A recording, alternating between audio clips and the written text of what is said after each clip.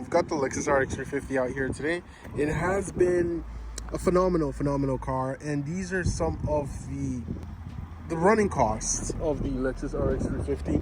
If you're considering buying one, it is a stellar vehicle. They are basically the Highlander platform, so they are Toyota, very reliable overall.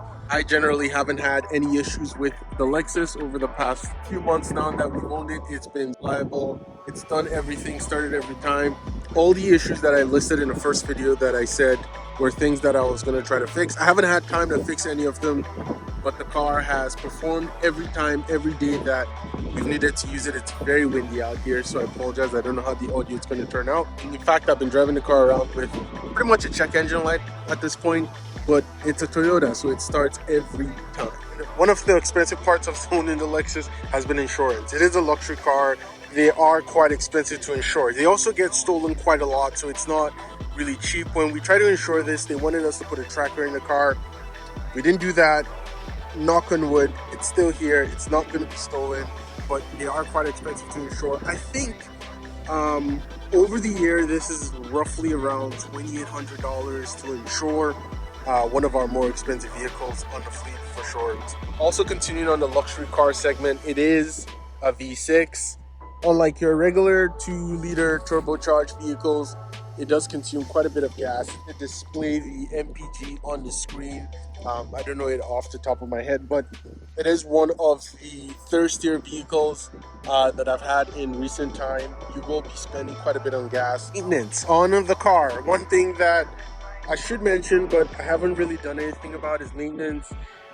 Toyotas are known to be really reliable, but they do require a premium. I've had a few Toyotas, and if something breaks, it is not going to be essentially very cheap. But if you're a DIY, you should be able to tackle things on cars like this pretty easy. You know, find the issue, figure it out. It's not riddled with mechanics, with electricals like BMWs or most German cars. It's basic. One of the issues that I've had is we've had a massive misfire a few weeks ago, and I thought, you know, I'd have to replace like a spark plug. But getting into the front, I realized one of the hoses were not connected. I popped that back in.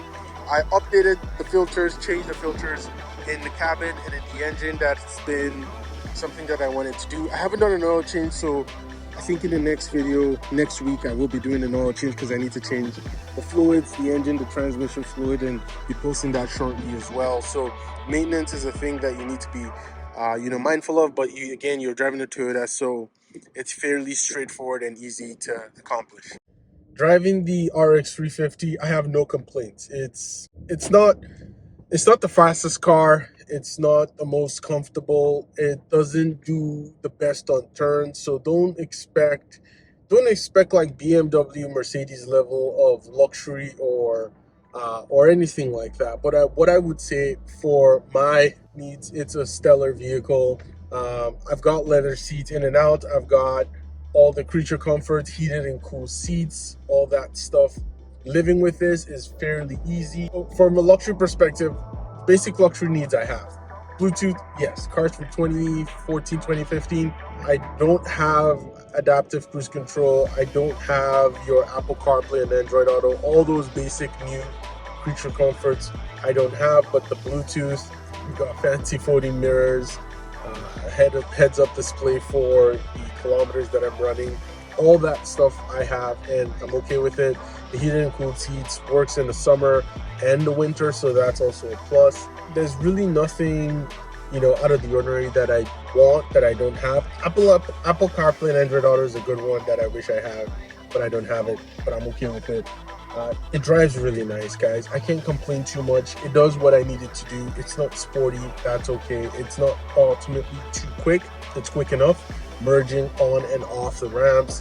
Sometimes the ride can be a little harsh, but ultimately it drives really well. I have no complaints, and it's been a phenomenal car. If you're considering buying this platform or any Highlander Lexus platform, for a reliability standpoint, they're great. From all-round, all-year use case, they're great. I have no complaints. If you're worried about fuel consumption, you might be looking for a different car.